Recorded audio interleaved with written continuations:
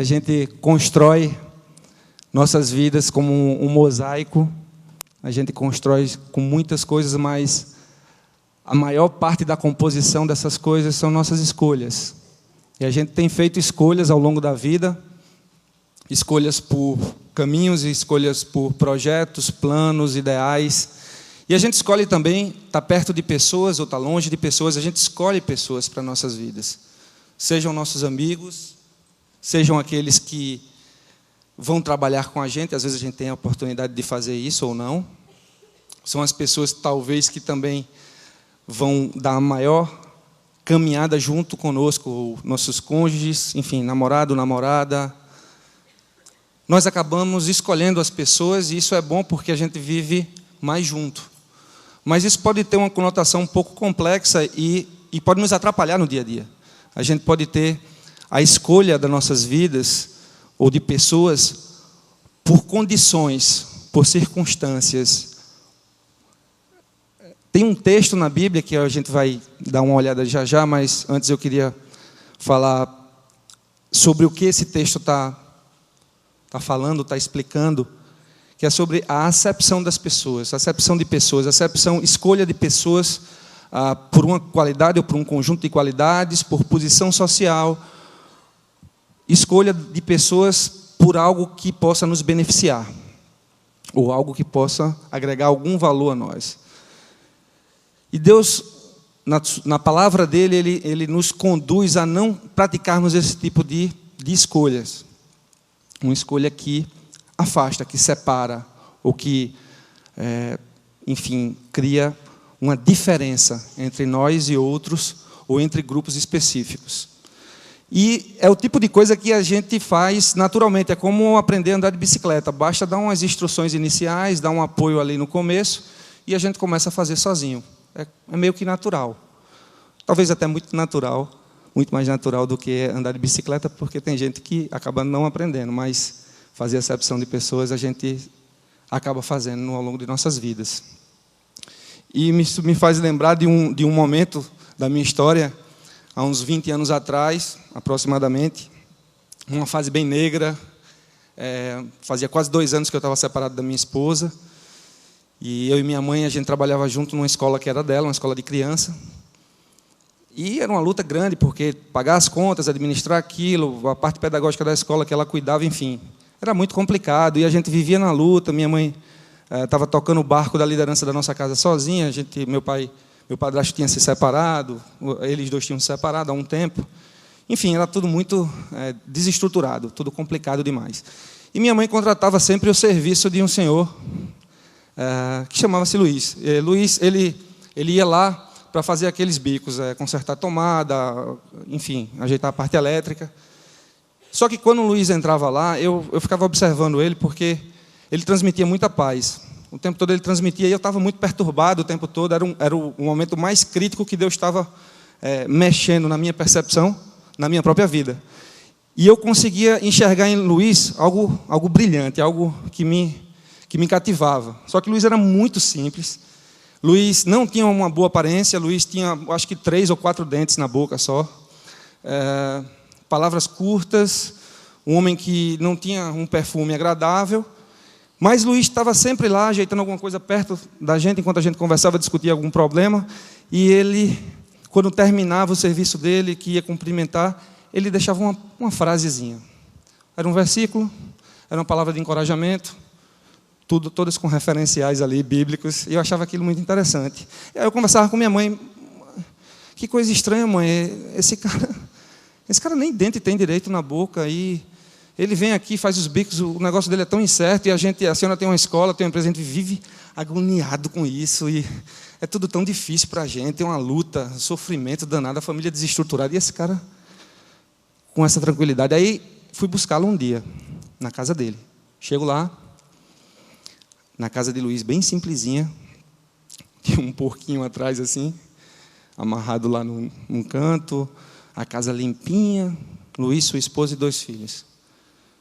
E eu entrei, senti uma tranquilidade, e eu disse: era isso que eu precisava, era isso que eu queria, essa tranquilidade, essa paz. E não era algo porque era o contexto de ter uma casa estruturada, mas era porque aquilo dava uma tranquilidade impressionante. E eu fiquei com aquilo no meu coração e sempre eu conversava com a minha mãe. Eu entendi que, naquele momento, Deus estava usando o sorriso desdentado e palavras curtas do evangelho dele para impactar o meu coração. Eu poderia ter feito uma acepção ali, né? E ter me afastado. Aquilo me aproximou por causa da luz. Isso aí para mim é fato. Mas eu queria citar esse caso porque ele foi muito aproveitado para mim, marcou profundamente, e eu acredito que eu não fui só o único beneficiado pela vida desse cidadão. Eu acho que muita gente deve ter sido. Só que o que a gente vê na nossa realidade é que a gente faz isso com tanta naturalidade, isso que eu digo, escolhas por quem está perto de nós, ou quem a gente agrega ou rejeita, e às vezes a gente faz tão naturalmente por causa do que nos interessa, que a gente perde muito com isso. Por isso que a instrução de Deus é que a gente não faça acepção. Agora, a palavra que a gente vai ler agora, que está no livro de Tiago, capítulo 2, eu peço que vocês vão aí abrindo enquanto eu falo, é uma palavra dada para a igreja. Isso me surpreendeu muito quando eu comecei a estudar mais esse texto, porque não é uma palavra para todas as pessoas, mas é um povo que Deus já tinha chamado para viver o cristianismo. Ou seja, se o cristianismo basicamente é viver relacionamento, amando ao próximo como a si mesmo, enfim, servindo a outros, sem nenhuma condição para que a gente faça isso, eu fiquei surpreso em ver Tiago, que nesse caso, esse Tiago aqui é o irmão de Jesus, não é o Tiago, filho de Zebedeu, nem é o filho de Alfeu, mas é o Tiago aqui que, naquela época, conduziu inclusive a igreja de Jerusalém e escreveu esse livro com um formato de uma carta que foi enviada para todo o povo que estava disperso, o povo judeu das 12 tribos disperso, agora o povo que estava crendo em Cristo, né? Ou seja, o interessante é que não é uma carta específica para uma região só, é uma carta específica para os crentes em todos os lugares que eles estavam espalhados. Outra surpresa, porque geralmente as cartas paulinas, né, elas são cartas endereçadas para um povo específico, de uma região específica, tal, mas essa carta aqui de Tiago, ela é uma carta que é dada para todos os cristãos ali dentro do povo judeu. E o que é que estava acontecendo é que essa forma de escolher, diferenciar, né, entre pessoas que estavam numa posição ou outra, era uma coisa que parece, pela instrução dele, ser normal e triste ao mesmo tempo, já que era normal. E aí ele vai começar falando desse texto, são 13 versículos que a gente vai ler juntos, basta você me acompanhar na leitura. Se você está sem Bíblia, basta prestar atenção ou ler com quem dá do seu lado, que tiver uma Bíblia. Vamos lá. Meus irmãos, como crentes em nosso glorioso Senhor Jesus Cristo, não façam diferença entre as pessoas, tratando-as com parcialidade. Suponham que na reunião de vocês, entre um homem com anel de ouro e roupas finas, e também entre um pobre com roupas velhas e sujas. Se vocês derem atenção especial ao homem que está vestido com roupas finas, e disserem, aqui está um lugar apropriado para o Senhor, mas disserem ao pobre, você fique em pé ali, ou sente-se no chão, junto ao estrado onde ponho os meus pés, não estarão fazendo discriminação, fazendo julgamentos com critérios errados? Ouçam, meus amados irmãos, não escolheu Deus os que são pobres aos olhos do mundo para serem ricos em fé e herdarem o reino que Ele prometeu aos que o amam? Mas vocês têm desprezado o pobre. Não são os ricos que oprimem vocês? Não são eles os que arrastam para os tribunais? Não são eles que difamam o bom nome que sobre vocês foi invocado? Se vocês de fato obedecerem à lei do reino, encontrada na Escritura que diz, ame o seu próximo como a si mesmo, estarão agindo corretamente. Mas, Se tratarem os outros com parcialidade, estarão cometendo pecado e serão condenados pela lei como transgressores. Pois quem obedece a toda a lei, mas tropeça apenas em um ponto, torna-se culpado de quebrá-la inteiramente. Pois aquele que disse não adulterarás, também disse não matarás. Se você não comete adultério, mas comete assassinato, torna-se transgressor da lei. Falem e hajam como quem vai ser julgado pela lei da liberdade, porque será exercido o juízo sem misericórdia sobre quem não foi misericordioso.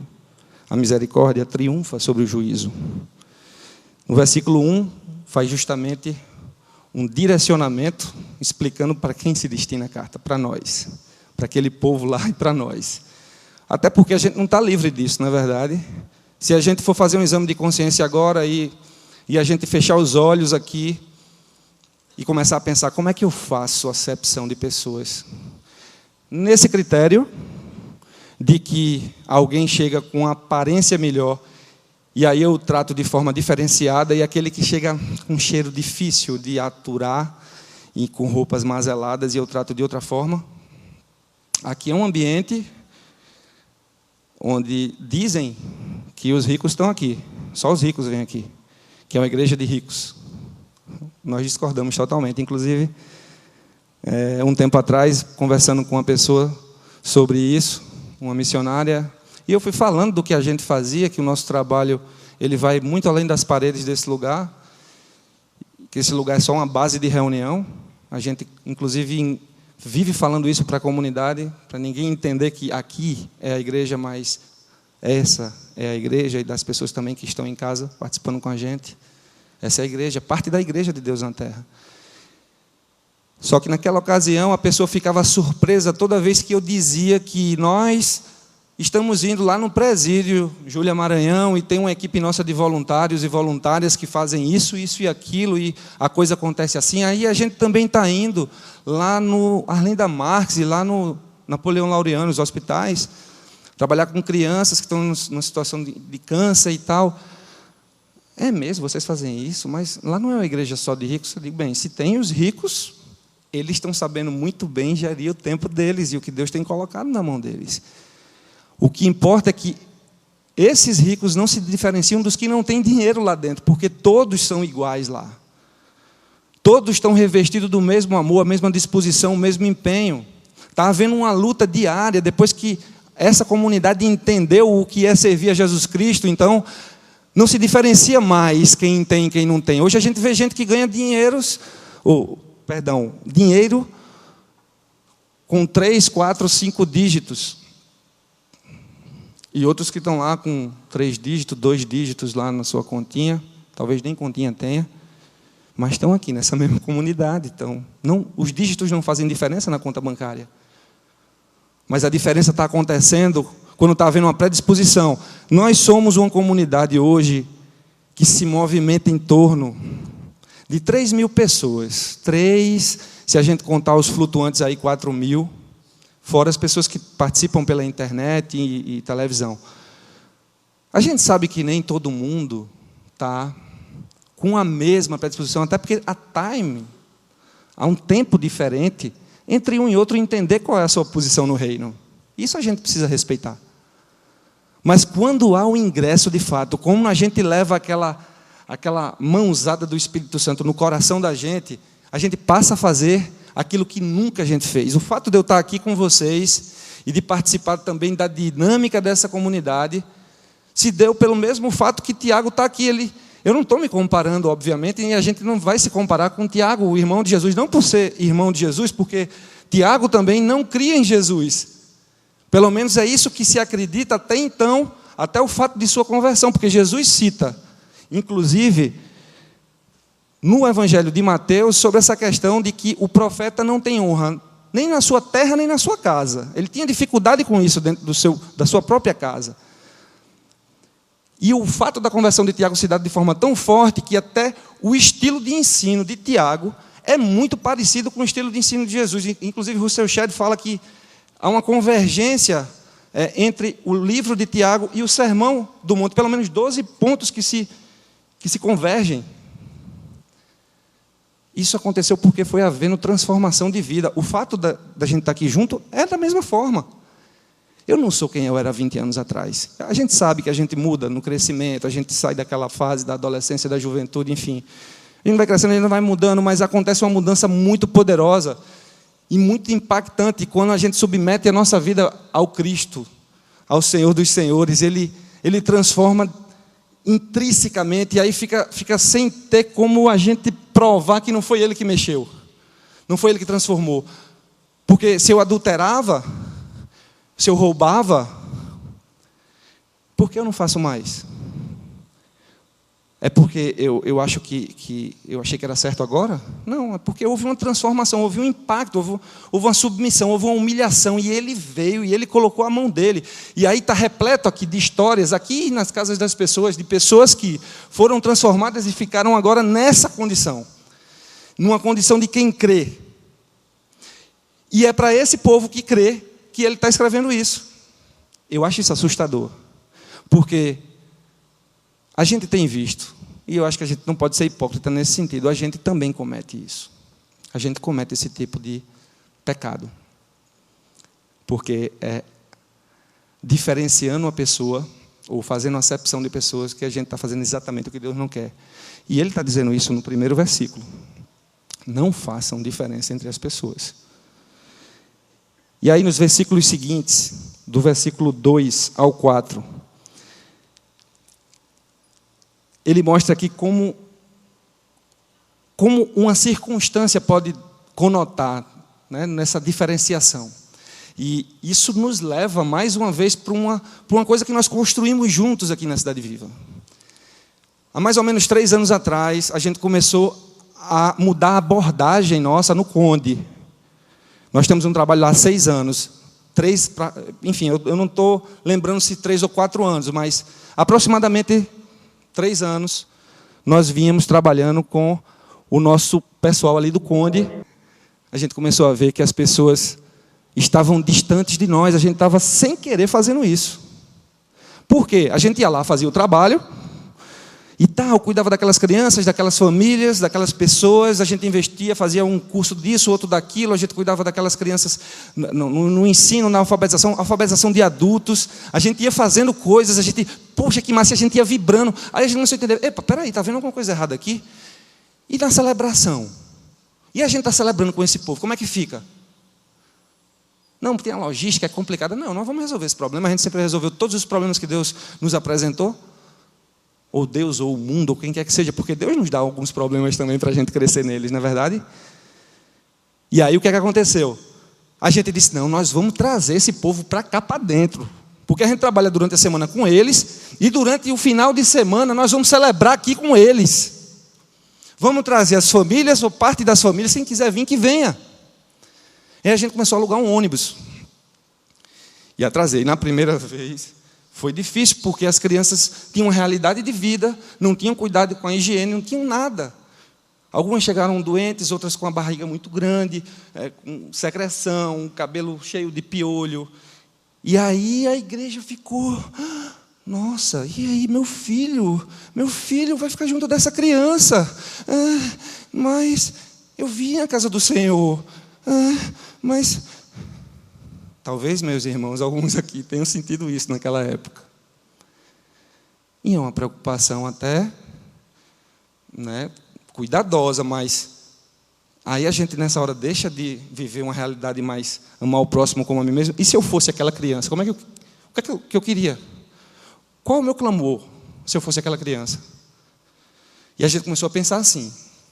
E aí a gente chamou os médicos, enfermeiros, assistentes sociais. A gente saiu chamando as pessoas. Gente, vamos montar um mutirão, nós vamos cuidar deles. E aí arrumamos um remédio para piolho, e arrumamos tudo, e roupa. Aí começou um processo até de adoção aqui, material.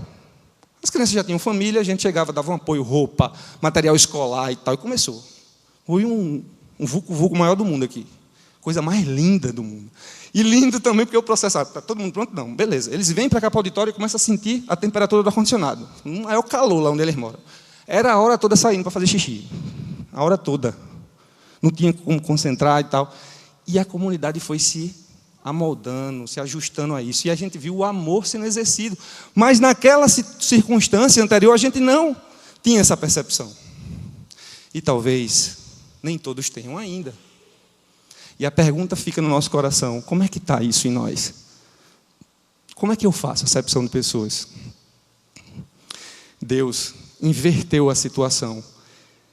Aqui nesse texto, nessa parte, do versículo 2 ao 4, ele mostra como é que acontece essa acepção. E aí, já em seguida, ele mostra que ele mesmo não olha para essa condição. Ele mesmo coloca o pobre na situação do alvo. E muitas vezes nós somos também o pobre. Lembra o que é dito nas Escrituras? Nós somos pobres, cegos e nus. Nós somos assim. E aí a gente precisa entender que qual é a nossa realidade de fato. Uma hora nós somos assim, nós somos o alvo, e noutra hora nós somos aqueles que estamos observando os outros como os nossos alvos. E como são esses alvos? Alvos do nosso amor ou o alvo da nossa acepção? Essa é uma escolha nossa. É uma orientação bíblica, mas a escolha é nossa. A gente faz se a gente quiser.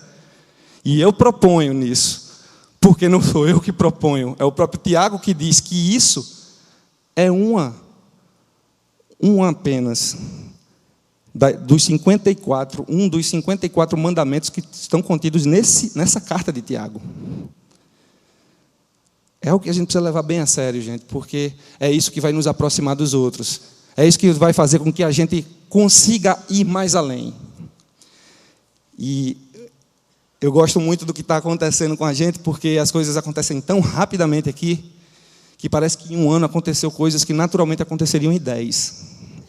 Basta jogar uma centelha aqui dentro da Cidade Viva, que o negócio pega fogo assim e sai da frente. A gente está ali articulando numa sala daquela um projeto, aí chama um grupo de voluntários. Olha, a ideia é mais ou menos assim, a gente está pensando em ir aqui. Né? Antes do Godstock, novembro, setembro, eu estava articulando com o pessoal do Restaurando Vidas, do vôlei, do futsal, pensando em a gente entrar lá no CEA e na casa educativa, né? Trabalhar com menores infratores que estão cumprindo medidas socioeducativas. E aí bastou só umas 7, 8 reuniões, porque tem que planejar, é fato. E a gente foi levar a proposta para a presidência da Fundac. Hoje esse trabalho está bombando. Hoje, aquelas vidas estão sendo impactadas e transformadas lá dentro. Nós estamos indo lá, certo? O trabalho vai fazer 4 meses. Mas nós vamos parar aí? Elas começaram a perguntar: tia, como é que eu faço para ir lá onde vocês se reúnem? Uma moça que matou alguém, que assassinou alguém, está presa porque realmente cometeu crime. A outra roubou, a outra, enfim, N crimes. O adolescente está dizendo lá: você pode me ajudar quando eu sair daqui para eu voltar a estudar? Para eu conseguir um emprego? E aí começa a gente a se movimentar, porque a gente quer viver na prática o inverso desse método de acepção. A gente quer viver justamente a atração. A gente quer trazer para junto. Qual é a nossa missão? Conduzir pessoas a um relacionamento autêntico com Jesus Cristo. Para quê? Para que vivam com dignidade e sejam frutíferas no mundo. E isso envolve o homem holisticamente. Nós não estamos pensando só no processo de conversão, que é o grande lance do Evangelho, de transformação, mas precisa exalar a vida da vida dessa pessoa. E isso a gente consegue promovendo a dignificação, porque interessa a Deus o homem por inteiro, e não só a salvação da sua alma.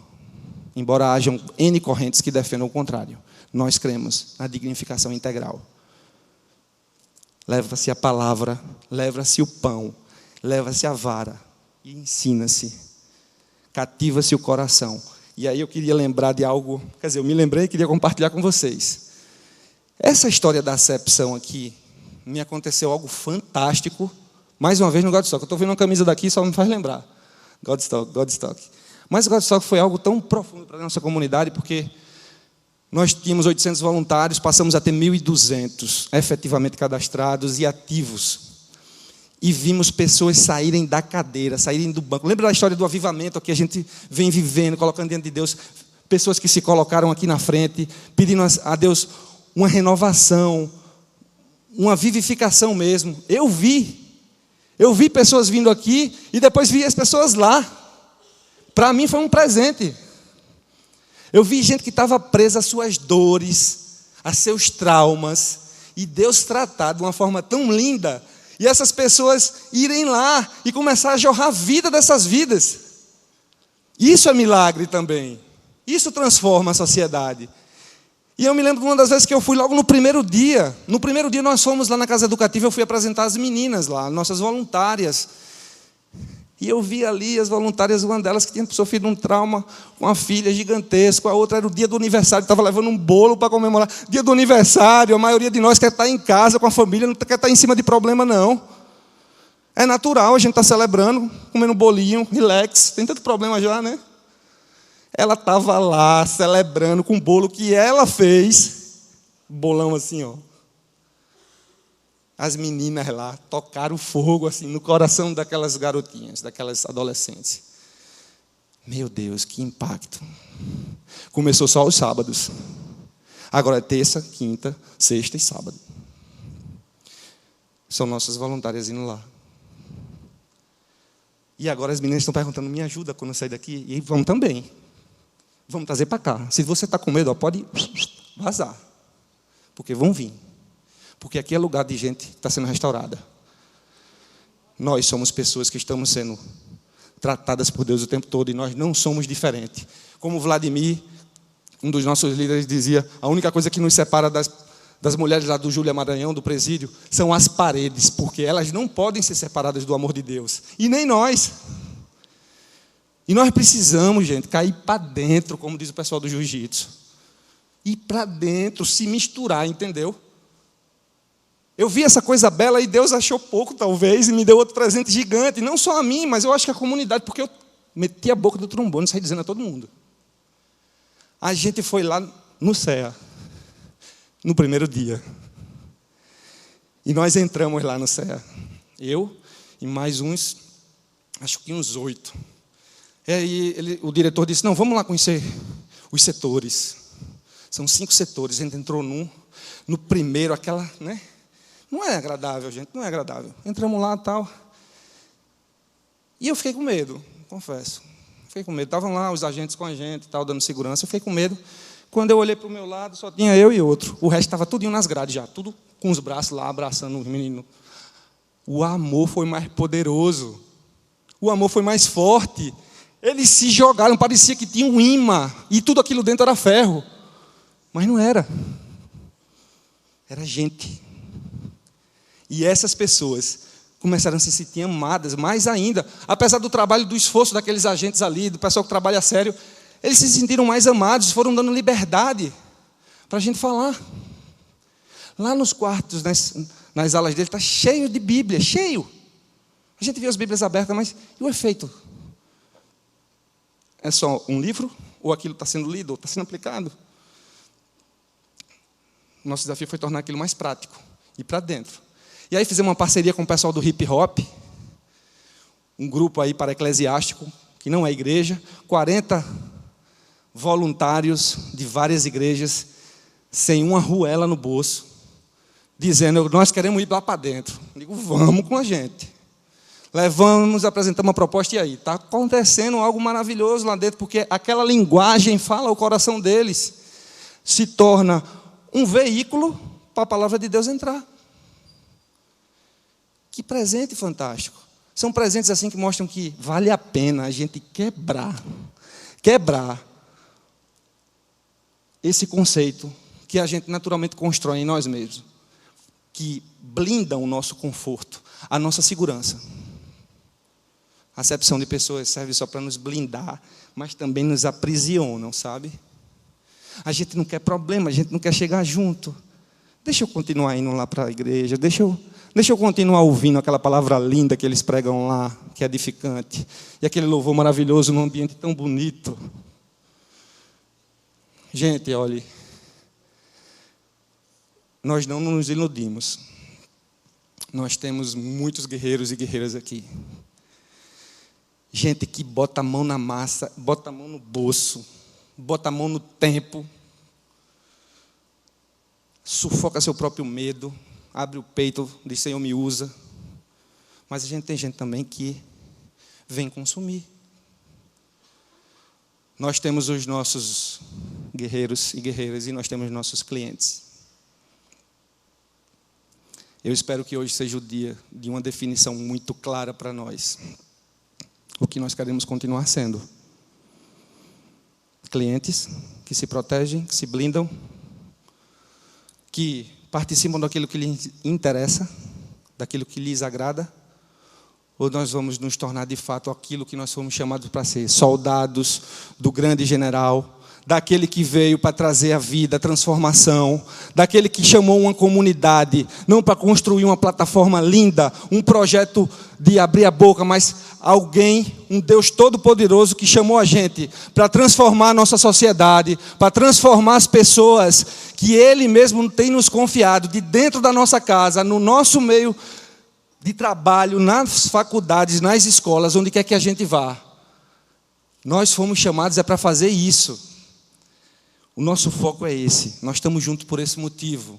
É fato, como a gente cantou, como o Márcio orou aqui, tem hora que a gente está fraco, a gente está cansado, mas a beleza do Evangelho restaura, reconstrói, nos leva para cima. O fato de nós estarmos aqui e termos vindo tantos de nós naqueles dias que se passaram, aquelas quartas-feiras, aqueles domingos onde vieram tantos cansados, tantos sem força nem para sair, alguns nem saíram das cadeiras, mas vieram porque estavam exaustos.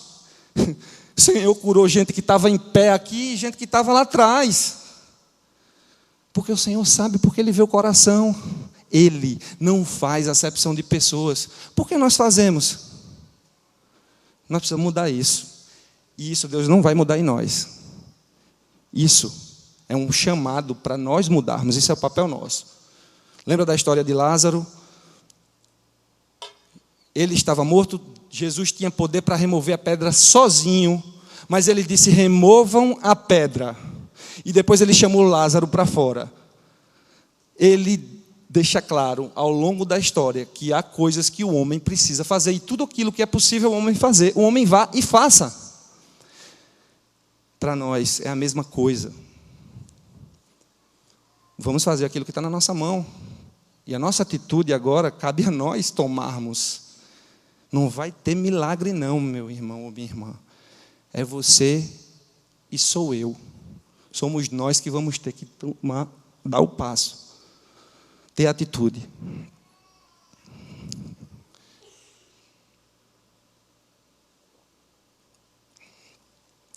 Tiago amarra muito bem as coisas nessa carta. E ele continua do versículo 8 a 11. E eu vou só relembrar o que ele leu aqui, o que ele escreveu aqui. Se vocês de fato obedecerem à lei do reino, encontrada na Escritura, que diz: ame ao seu próximo como a si mesmo, estarão agindo corretamente. Mas se tratarem os outros com parcialidade, ou seja, diferenciação, estarão cometendo pecado e serão condenados pela lei como transgressores. Pois quem obedece à lei, a toda a lei, mas tropeça em apenas um ponto, torna-se culpado de quebrá-la inteiramente. Pois aquele que disse, não adulterarás, também disse, não matarás. Se você não comete adultério, mas comete assassinato, torna-se transgressor da lei. Ele fala aqui da lei do reino. Versículo 8. Se vocês de fato obedecerem à lei do reino. Depois, já na metade, no versículo 10, pois quem obedece a toda a lei, mas tropeça em apenas um ponto, torna-se culpado de quebrá-la inteiramente. É outra lei. Que lei é essa? Ele explica. Versículo 11. Pois aquele que disse, não adulterarás, também disse, não matarás. Que lei é essa que ele está falando? Está falando dos mandamentos, né? Dos 10 mandamentos. Agora, imagine-se aí. Naturalmente as pessoas dizem, mas eu não roubo, nem mato. Bem, fulano é pior do que eu. A gente sempre ouve isso, ou já ouviu isso. Agora, tem um fato aqui. Ele está dizendo que se você quebra uma, você quebra tudo. Então, eu pensei num desenho. Deus segurando uma corrente de 10 elos. Cada elo, um mandamento. Nós, cada um pendurado no seu, nos seus 10 elos. Se partir um, a morte nos espera lá embaixo do abismo. Aí, conversando com alguém da nossa família, da minha esposa, um dia, e eu explicando isso, ela disse, meu Deus, então está todo mundo perdido. Ela é muito religiosa, está todo mundo perdido, não tem jeito para ninguém. Eu digo, é fato. É fato, não tem quem se salve. Por isso que Jesus veio para a cruz. Olha que massa, só tem isso, é o único caminho. Então, se só é isso, o que é que eu tenho que fazer? Crer, confiar, entregar a vida a Ele. Ele está colocando todo mundo, quem faz acepção e quem não faz, no mesmo tacho. Todo mundo é pecador. Todo mundo, se não quebra uma lei, quebra outra. A lei veio para quê? Para dizer como nós somos pecadores. Só isso. E ela, puramente ela, somente nos condena, nos aprisiona. Aí vem a história do quê? Da lei da... Que lei é? Quem está lembrado aí? Pode filar. A lei do reino. A lei do reino. Que lei do reino é essa? Ame ao seu próximo como a si mesmo. Meus amigos, meus irmãos e minhas irmãs, é só uma, mas é difícil, né? Mas devia ser a nossa natureza. O tempo todo. E ela pode se tornar essa natureza porque precisa de atitude. Porque ame é o imperativo. E lembra que a gente dizia sempre, e continua dizendo, quem ama, vai, né? Quem ama, vai. Esses caras que estavam do meu lado, que voaram lá praticamente na grade, eu só vi eles lá, não vi eles saindo. Eles foram, aquilo me constrangeu, aquele amor me constrangeu. E eu e o meu outro irmão, a gente foi naquela, porque a gente nunca tinha entrado, né? Eu nunca tinha ido. E eu fui, daqui a pouco eu não queria mais sair. Nem eu, nem eles. Foi difícil tirar a gente de lá. Porque começou a contagiar, entendeu? Começou a pegar aquilo. E é isso que está acontecendo. É isso que a gente está provando. É isso que você pode provar se você não está provando.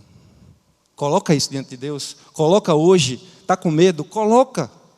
Gente, não tem mérito nenhum em ninguém para Deus chamar para a obra. Não tem. Ah, fulano tem tal habilidade e tal. Ele mesmo que deu a habilidade. Ele mesmo que capacitou. Ele mesmo que preparou, que constituiu os dons e talentos das pessoas, porque ele sabia o tempo certo de usar aquilo, da medida certa, no lugar que ele quis.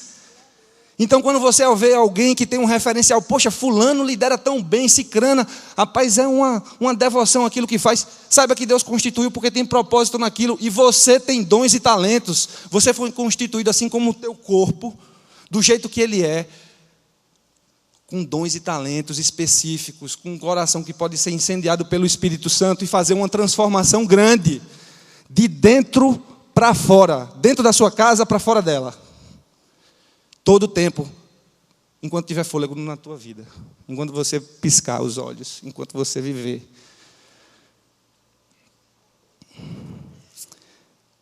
Versículos 12 e 13. Ele vai finalizando dizendo: falem e hajam como quem vai ser julgado pela lei da liberdade. Lembrando que nós estamos na posição de réus lá. Ou seja, agindo como se fossem réus, que fossem ser julgados. E fossem ser julgados pela lei da liberdade. Que lei da liberdade? Estamos falando da mesma lei do reino. A lei que envolve o amar ao próximo como a si mesmo, o amar a Deus acima de todas as coisas, com todo o coração, com toda a sua alma e de todo o seu entendimento. Nós estamos falando dessa lei. É baseado nisso aqui que o Senhor vai olhar para nós, vendo Cristo em nós, já, aqueles que creram, que têm crido, mas Uma coisa é a salvação, outra coisa é o galardão. Ou seja, o que Deus trará na vida da gente na eternidade, baseado naquilo que Ele nos fez realizar aqui. Ou seja, aquilo que está dizendo nos evangelhos e no livro de Apocalipse sobre as pedras que Ele colocará na nossa cabeça. Não como peso, mas como representação do presente, pela luta, pelo combater o bom combate, por ir adiante. E a gente, eu acho que não há um espaço para ficar elucubrando como vai ser isso. Acho que é perda de tempo.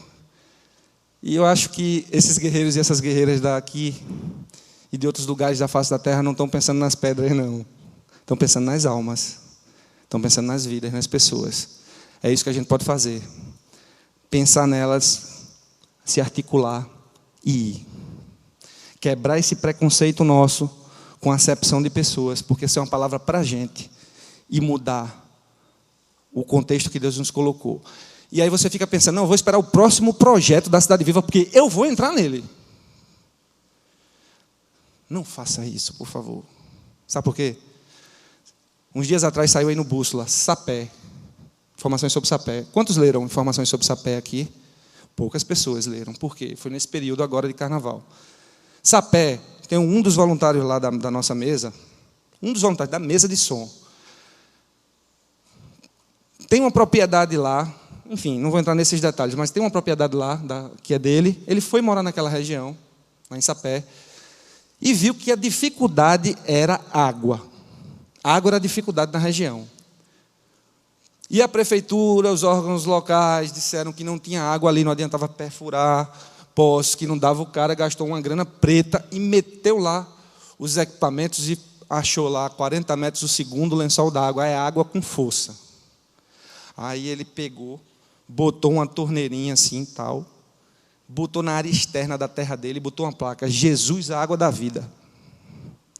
Aí saiu andando num assentamento vizinho. O assentamento, gente que não tem onde morar, que estava lá para agricultar a terra e ter o seu sustento. Saiu dizendo, ó, quem precisar de água, pode ir lá pegar de graça. O pessoal começou a ir. Daqui a pouco estava o pessoal perguntando, mas quem é Jesus?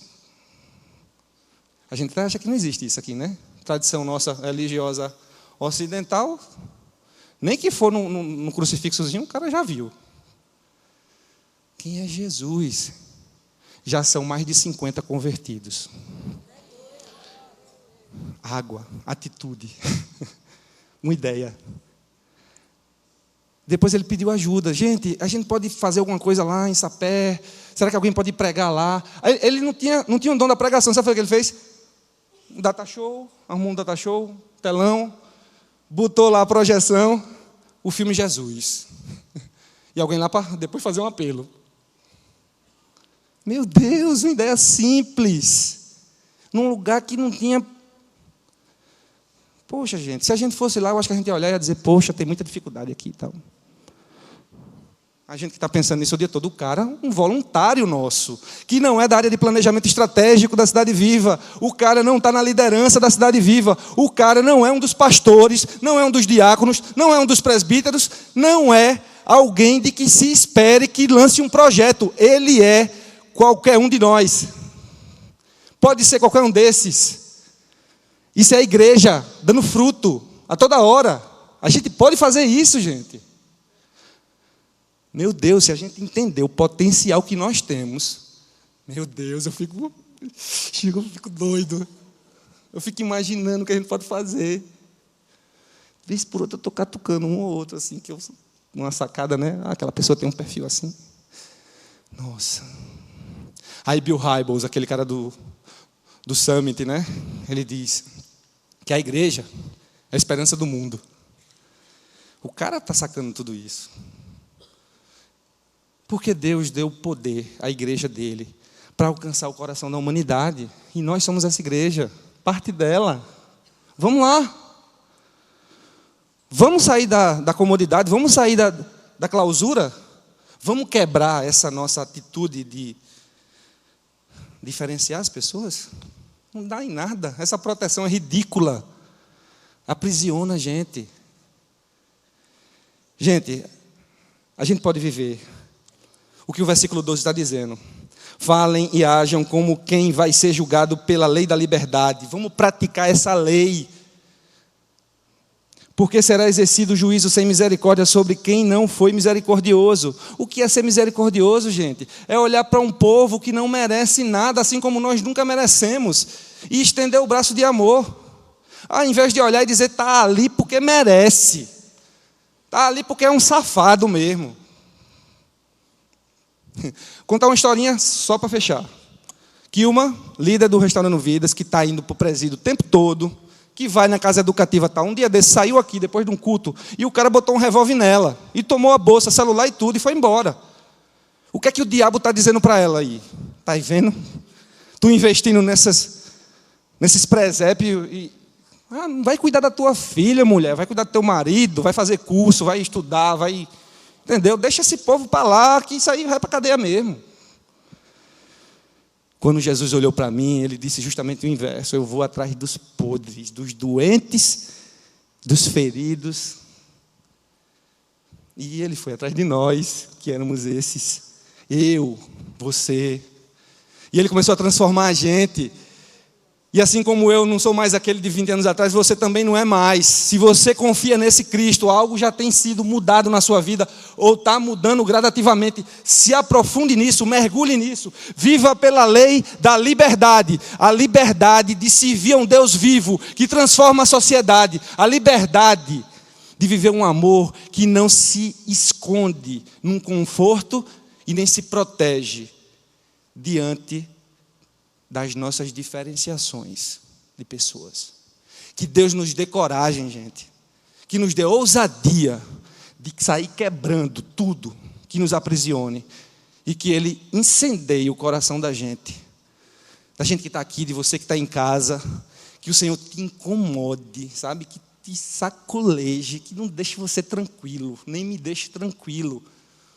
Que a gente tenha o nosso momento Popeye. Sabe o que é o momento Popeye? Quem leu aquele livro Descontentamento Santo, do Bill Hybels, ele disse que o momento Popeye era quando Popeye Brutus ia lá maltratar a Olivia e tal, e ele disse, isso não pode ficar assim e tal, pegava a lata de espinafre, tome para dentro e pronto, resolveu o problema. É um momento de indignação. Se indigne com o que você vê que tem maltratado, que tem matado as pessoas, matado sua dignidade.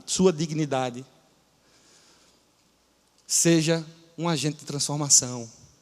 Seja alguém que vai e faz alguma coisa, mesmo que não seja no contato direto com a pessoa, mas com um trabalho de suporte a ela. Nós somos chamados para mudar a história desse mundo. A Igreja de Deus, a esperança do mundo.